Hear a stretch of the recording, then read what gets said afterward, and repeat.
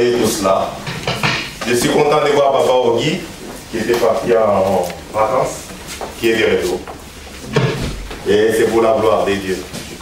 Je suis content aussi pour maman Marie-Brigitte qui a coupé ses cheveux. Ses cheveux sont devenus rouges. C'est pour la gloire de Dieu. Amen. Amen. Oui, le dimanche passé, nous avons vu qu'as-tu s'aimé. C'était un sujet capital à tel point qu'aujourd'hui, nous allons encore nous diriger dans ce sens-là. Qu'est-ce que tu as sémé dans ta vie?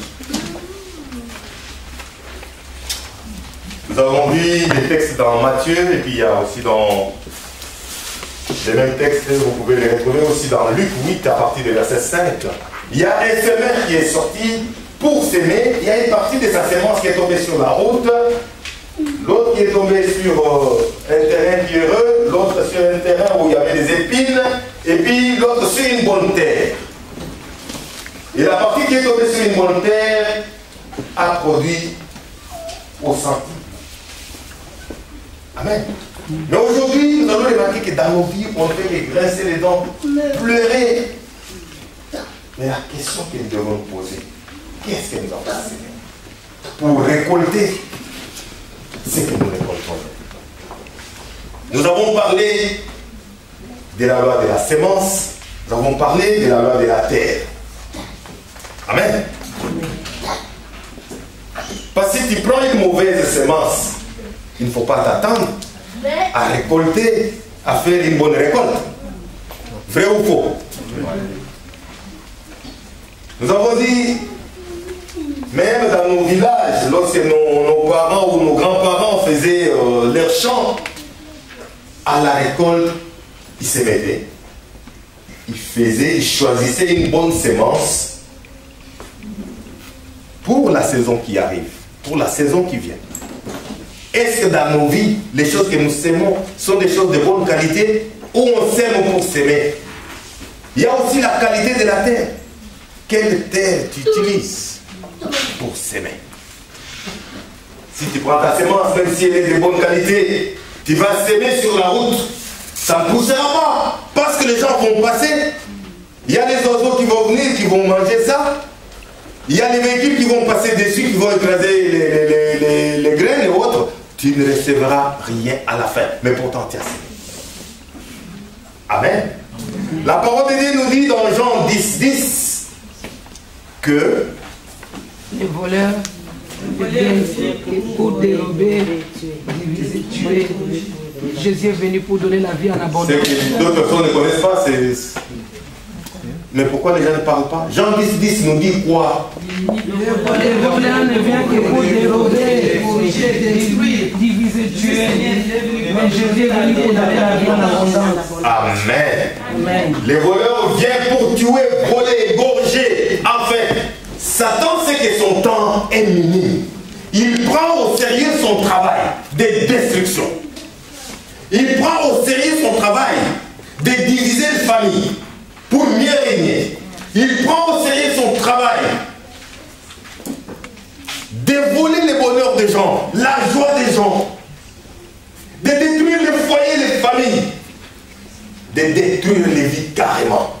Parce qu'il ne veut pas se retrouver seul en enfer.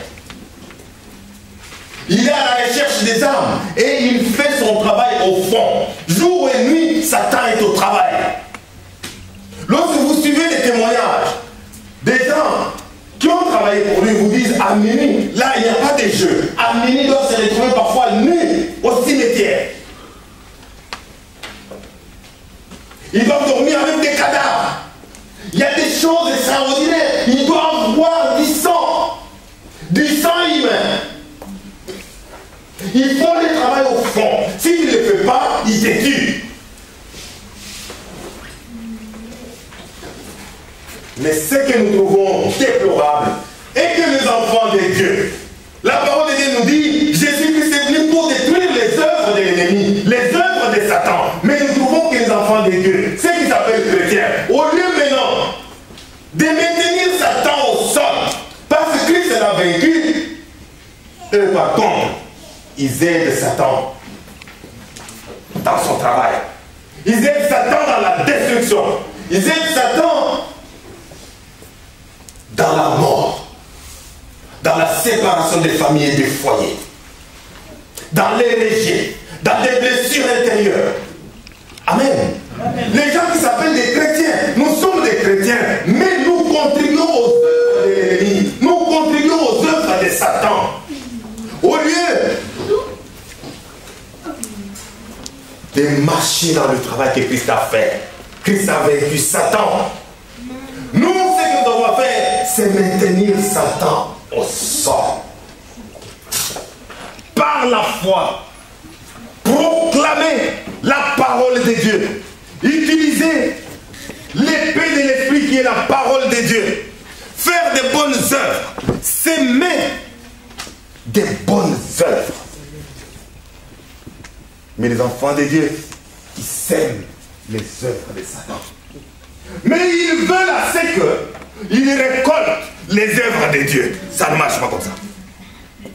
Je ne sais pas si vous me comprenez. Oui. Parce que tu ne peux pas s'aimer du café et tu récoltes le maïs. Amen. Tu marches dans le mal. Tu soutiens les œuvres de Satan en faisant du mal aux gens, à toi-même, à ta famille, à ton foyer, à tes amis au travail. Dès que tu arrives, les gens se dispersent. Tu es tellement mauvais. Mais à l'église, tu marches comme un saint, comme une sainte. Tu soutiens Satan dans sa destruction. C'est une sémence qui est en train de s'aimer. Mais maintenant, quand tu récoltes le mal, tu graisses les dents, tu pleures. Où est la part de Dieu là-dedans? Où est la part de Dieu là-dedans? Dieu t'a dit s'aimer. S'aimer. Qui t'amène ne se repose pas. Parce que tu ne sais pas qu'est-ce qu'il va produire. Toi, sèmes jour et nuit. Mais qu'est-ce que tu sèmes dans ta vie? Qu'est-ce que tu sèmes? Qu'est-ce que tu as sémé? Amen. Amen. On t'a conseillé, on t'a dit, ma soeur, c'est ton cousin. Toi, tu dis, si vous dites ça, je vais me tuer. Est-ce qu'aujourd'hui tu t'es tué? Non. Tu as marché dans l'adultère, tu as marché dans l'inceste. Aujourd'hui, tu récoltes. Où est le problème de Dieu? On t'avait dit que cette femme, c'est la femme de ton cousin. On t'avait dit que cette dame que tu vois là, c'est ta tante, tu savais. On t'avait dit que cet homme-là, c'est le mari de ta grande soeur, tu le savais. Aujourd'hui, tu récoltes. Où est le problème de Dieu? Amen. Amen. Nous récoltons ce que nous avons sémé. Nous aimons chez Satan. C'est-à-dire, ce que nous avons récolté dans nos vies, c'est la mort, c'est l'égorgement, c'est les vols. On va nous démunir, on va nous piller. Parce que ça, ce sont les œuvres de Satan. C'est ce qui se passe chez lui. Il est venu pour égorger, pour tuer, pour voler. Si c'est ça que tu sais, c'est ça que tu vas récolter, non? Mais aujourd'hui, quand tu récoltes, pourquoi tu pleures? Tu ne savais pas que tu s'aimais. Chaque acte que nous commettons dans la vie, chaque parole que nous sortons, c'est une sémence. Ce n'est pas une parole en l'air. Tu parles et puis tu dis, oh, c'était pour s'amuser. Satan ne prend pas ça de cette façon-là. Il te prend au mot. C'est sur ta parole qu'il va opérer dans ta vie. Tu as ouvert la porte toi-même. Amen. Qu'est-ce que tu as sémé? Qu'est-ce que tu as sémé? Tu as sémé des bonnes œuvres. Tu as sémé la paix. Tu as sémé l'union dans les familles, dans les foyers. Lorsque tu étais enfant, la parole de Dieu nous dit, honore ton père et ta mère. Ainsi, tu vas longtemps et te reconnaître. Toi, tu as tapé ton père, tu as tapé ta mère.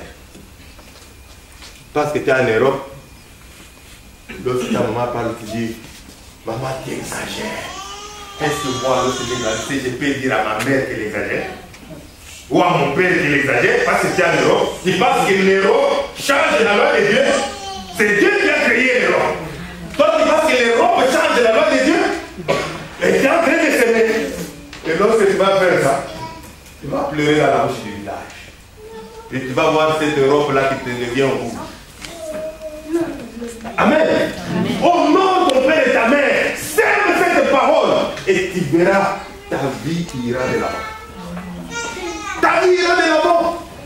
Mais si toi tu veux te prendre pour gang, tu veux te faire montrer à tes amis, oh, tu sais, moi, mes parents ne t'amusent pas de moi. Mes amis, mes parents me craignent. Tes parents te craignent. Très bien.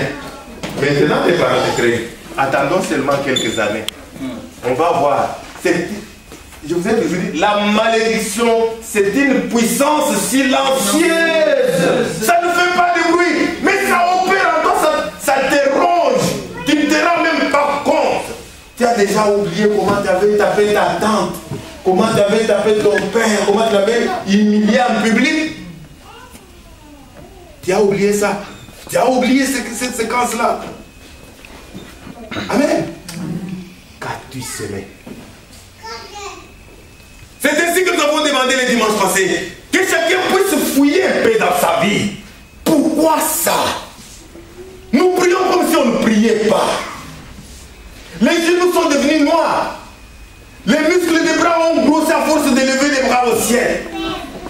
Nos voix sont devenues rauques. On prie comme si on ne priait pas. Vous voulez dire que Dieu est devenu sourd? Amen. Non, c'est anormal. Nous savons bien que dans les types de semences, il y a aussi le temps. Parce que celui qui a semé du café, il ne va pas récolter le café dans 2 ans ou 3 ans. Ça prend environ 10 ans. C'est ça, non? Il y a personne qui connaît les choses de café ici. Bon, prenons les noix de coco. Amen. Amen. Parce que les gens, c'est comme dans la vie, peut-être pour les études, il y a quelqu'un qui va choisir de faire une étude quelque chose parce que ça sonne bien à l'oreille, mais il ne connaît pas la suite ou les conséquences de ces études-là. Amen. Amen. On nous donne le terrain pour s'aimer. Moi, j'ai choisi les noix de coco. Je vais planter les noix de coco. Frère Lionel choisit les maïs. Amen. Et maintenant, quand Frère Lionel récolte les maïs, moi, je commence à pleurer. J'oublie que les noix de coco doivent prendre 10 ans pour produire. Amen. Selon certaines semences, ça demande la patience. Étant enfants de Dieu, nous devons être patients. Lorsque nous crions vers Dieu, lorsque nous prions, la patience. Il y a des semences qui demandent la patience, qui demandent du temps. Mais il y a des circonstances où Dieu, parce que c'est un Dieu souverain, les dieux vivants que nous servons, c'est un Dieu souverain. Il y a des circonstances où il décide par lui-même ce qu'il veut faire. Quelle que soit la sémence qui peut faire 10 ans, 20 ans, mais il fait la production dans quelques minutes, dans quelques secondes, en un clin d'œil, parce qu'il est Dieu. Amen. Mais aujourd'hui, un jour, il y a Jésus-Christ qui était là avec la foule. Prenons Luc 7. Vous y êtes? Luc, c'est après Malachie. Non. C'est que tu savais. Amen. Après Marc. Après Marc, ok. Ça c'est bien. Luc 7. Nous allons lire Luc 7 à partir du verset 11.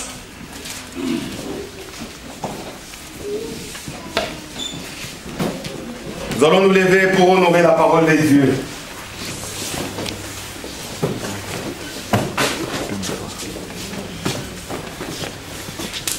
Luc 7, à partir du verset 11. Les jours suivants, Jésus alla dans une ville appelée Naïn. Ses disciples et une grande foule faisaient route avec lui. ville, voici, on portait en terre un mort, fils unique de sa mère, qui était veuve. Et il y avait avec elle beaucoup de gens de la ville. Le Seigneur l'ayant vue, fut ému de compassion pour elle et lui dit, ne pleure pas. Il s'approcha et toucha les cercueils. Ceux qui les portaient s'arrêtèrent. Il dit, jeune homme, je te le dis, lève-toi. Et le mort s'assit et se mit à parler. Jésus le rendit à sa mère. Tous furent saisis de crainte et glorifièrent Dieu, disant, un grand prophète apparut parmi nous et Dieu a visité son peuple. C'est la parole du Seigneur. Oh, grâce à Dieu. Dans cette histoire,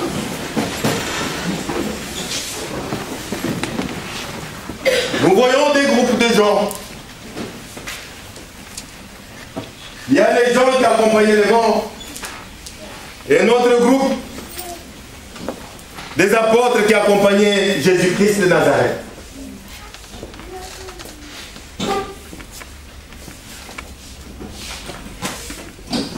Et dans cette histoire, nous trouvons qu'il y a eu un fils unique de la femme. Ce fils unique était mort. Cette dame n'avait que ses fils. Toute la ville pleurait pour cette femme. Il disait, mais comme elle est déjà un peu vieille comme ça, qui la prendra en charge? Qui paiera son loyer? Qui lui donnera à manger? Le frais de santé, qui payera? Elle n'avait que ses fils uniques. Toute la ville était en pleurs. Au moment de mettre ses fils uniques sous la terre, il y a un autre groupe qui arrive. Et là, il y avait un fils de Dieu. Il y a eu une rencontre, en fait, entre fils unique de la veuve et fils unique de Dieu. Amen. Amen. Lorsque cette rencontre a eu lieu, les fils uniques de la veuve avaient la mort. Les fils uniques de Dieu avaient la vie. Lorsque la vie et la mort se sont rencontrés, les fils uniques de la veuve a reçu la vie. Amen. Amen. Le Dieu que nous servons, c'est un Dieu compatissant. Nous avons sémé, peut-être avec les erreurs de la jeunesse. Maintenant, parfois, certains parmi nous, même en marchant, ils sentent l'odeur de la mort. Est-ce que tu sens l'odeur de la mort dans ta vie? Est-ce que tu sens l'odeur de la mort dans tout ce que tu fais? Tout ce que tu touches, rien ne réussit. Mais pourtant, les gens autour de toi déclarent que tu es très intelligent.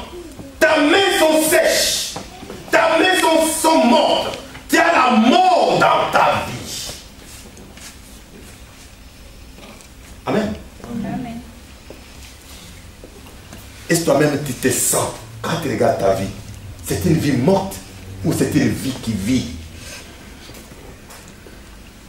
Une vie sans joie, une vie sans paix, une vie de rejet, une vie de pleurs, une vie de mauvaises nouvelles. Chaque 2-3 jours, chaque semaine, toi tu reçois des mauvaises nouvelles. On a écrasé tel par le véhicule, l'autre il a échappé à la mort, il y a un train qui a failli l'écraser. Comment toi tu t'es retrouvé sur les voies ferrées? Oh, l'autre a été mordu par un serpent. Il était aux eaux, il y a un chimpanzé qui l'a giflé. Il y a que des messages bizarres que toi tu reçois. Amen. Tu reçois des messages bizarres. Au travail, il y a que toi qui as des problèmes. Et tu trouves ça normal? Tu marches avec l'odeur de la mort. Tu as semé la mort. Tu as travaillé pour Satan. Tu as soutenu son œuvre.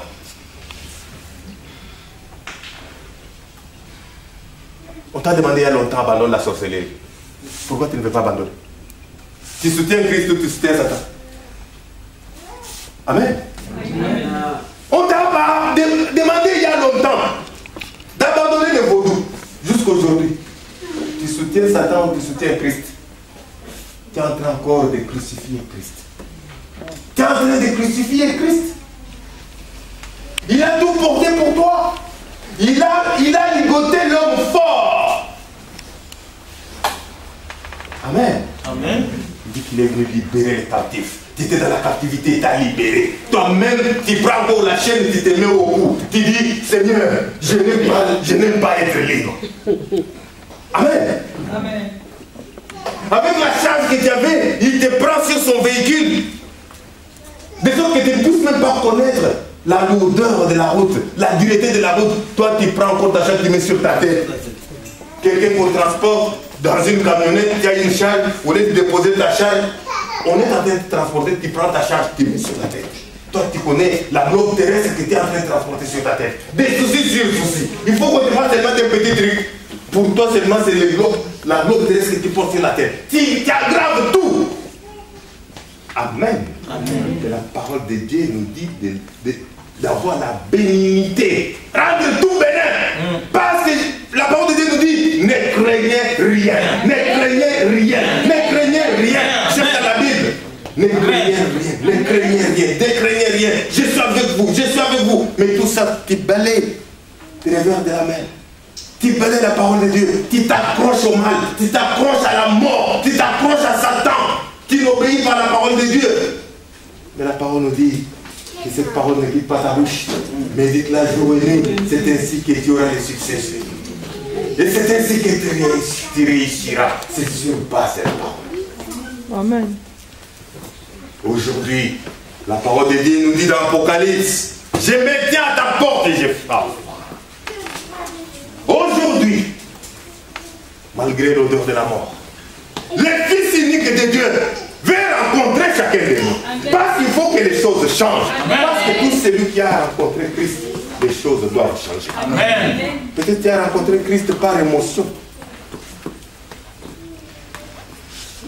Peut-être par émotion. Est-ce que tu as sémé ta vie en Christ? Sémé ta vie en Dieu. Parce que Christ lui-même a donné sa vie pour toi. Dieu a manifesté son amour en donnant son Fils unique. Et son Fils unique, dès qu'il est arrivé, il s'est donné lui-même pour que nous puissions avoir la vie. Mais aujourd'hui, il frappe encore aux portes de nos vies. Il frappe aux portes de nos cœurs. Parce qu'il veut naître en nous. À Bethléem, cette nuit-là, il y avait les autels. Mais lorsque Marie et Joseph sont passés à la recherche d'une place à l'autel, ils n'ont pas eu de place. Parce que la place où Christ devait naître, ce n'était pas à l'autel. À l'autel, on trouve des brigands. On trouve des choses extraordinaires. Jésus-Christ voulait mettre vraiment dans nos cœurs. Il n'avait pas de place à l'autel. C'est ainsi qu'ils ont cherché partout. Ils n'ont pas eu une place. Amen. Amen. Jésus-Christ veut naître dans nos cœurs. Jésus-Christ veut que nous puissions vivre. Il veut nous donner la vie en abondance. C'est pour cela qu'il est venu. Amen. Amen. Tous ceux qui le croisent, les choses doivent changer. Amen.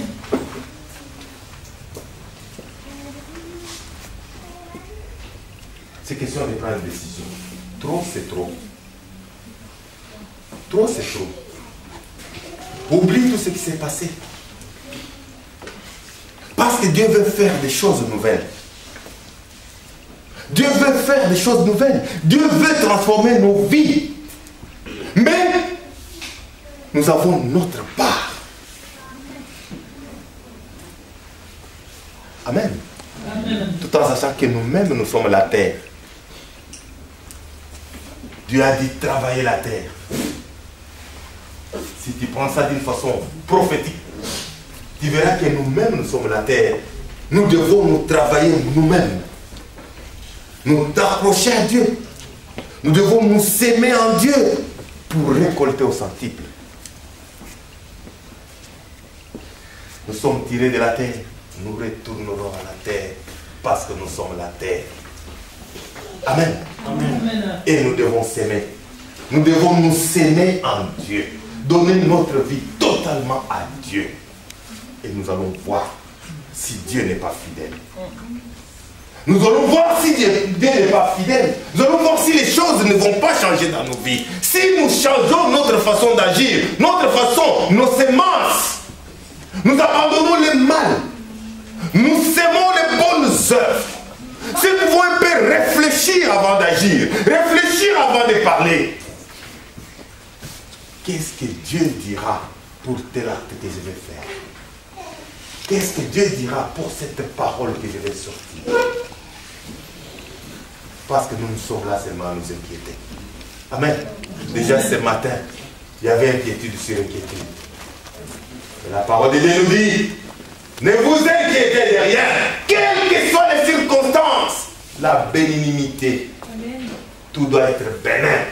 Vois tout petit, compare tout à ton Dieu, qui est le plus grand de tout, qui a créé toutes choses. Sache que tu as un Père qui a créé les cieux et la terre. Amen. Tu n'es pas seul. Tu n'es pas seul. Nous avons dit, la porte est grandement ouverte, d'un accès facile. Oui, c'est lui qui a ouvert cette porte-là. C'est lui qui a facilité l'accessibilité à cette porte-là. Ce n'est pas de ta force. C'est ce qu'il dit dans Zacharie. Il dit, ce n'est ni par ta force, ni par ta puissance, mais c'est par mon esprit. Le Dieu que nous servons, c'est un Dieu souverain. Amen. Sème-toi en Dieu. Tourne ta vie totalement en Dieu. Laisse Dieu faire. Tu t'es battu seul jusque-là. Qu'est-ce que tu as eu? L'autre dimanche, nous avons dit, mon frère, ma soeur, sache que la vie ne t'appartient pas.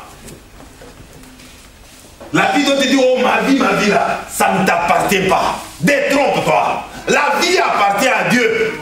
Ça ne t'appartient pas. Parce que tu as le contrôle de rien. Tu ne peux rien contrôler dans ta vie. La vie que tu dis, ma propre vie là, tu ne peux rien contrôler. Amen. Amen. Qui a un portable ici? Presque tout le monde. Le portable t'appartient. Oui. Tu peux l'éteindre et rallumer. Oui. Si ta vie t'appartient, est-ce que tu peux éteindre ta vie et puis rallumer? Éteins-toi un peu, rallume-toi, on va voir si tu t'appartiens. C'est pour que tu comprennes qu'il y a quelqu'un qui peut t'éteindre, qui peut te ressusciter. C'est celui-là qui te ressuscite. Il n'y a que Dieu seul. Nous appartenons à Dieu. Nous ne nous appartenons pas. Nos vies ne nous appartiennent pas. Alors inutile de nous inquiéter. Remets-toi entre les mains de Dieu, quelles que soient les circonstances. Parfois c'est dur, le cœur fait mal, mais remets-toi entre les mains de Dieu. Nous avons parmi nous, il y a des gens qui traversent des situations. Si tu es dans cette situation-là, 2 secondes, tu lui remets, tu dis non, non, non, non. Mais autre chose, quand tu regardes ta vie, tu trouves que c'est la fin du monde. Mais si tu écoutais la vie du voisin, tu allais voir que toi, quand même, ça va. Amen. Amen. Parce que quand tu regardes ta vie par toi-même, tu trouves vraiment que toi, tu vis l'affaire sur terre. Mais si tu écoutes ton voisin, il te raconte sa vie. Tu dis, ah, ta vie là, si tu me la donnes, 2 minutes, je te la rends. Parce que, ah, ta vie, c'est pire. C'est pour te dire que c'est Dieu qui a le contrôle. Amen. Nous devons nous aimer en Dieu. Nous devons revenir à Dieu. Nous devons laisser Christ naître en nous. Nous devons rencontrer Christ comme le fils unique de la veuve a rencontré le fils unique de Dieu. C'est ainsi. Nous allons prier. Chacun va demander pardon. Seigneur, pardonne tout ce que j'ai semé. Parfois j'ai oublié. J'ai commis des mauvaises choses. J'ai soutenu Satan dans sa destruction. Mais aujourd'hui je reviens vers toi. Toi tu es miséricordieux. Tu es compatissant. Seigneur, toi tu connais ma souffrance. Mais je ne m'inquiète pas. Parce que je sais que tu es vivant. Je ne m'inquiète pas. Parce que tout celui qui te croise, il a la vie. Je ne m'inquiète pas parce que tu es un Dieu d'abondance. Tu es un Dieu qui pourvoit. Tu es un Dieu qui combat pour moi. Laisse Dieu combattre pour toi. Élève Dieu dans ta vie, dans ta situation. Ne te plains pas parce que tu ne peux pas donner des solutions. D'abord, un seul cheveu ici, tu ne peux pas le faire pousser sur ta tête. Tu ne peux rien changer de ta vie. Tu ne peux rien changer de ta vie. Il n'y a que Dieu parce qu'il est souverain, parce que tu lui appartiens. Mais Dieu veut que tu reviennes à lui. Mettons-nous debout, nous allons prier.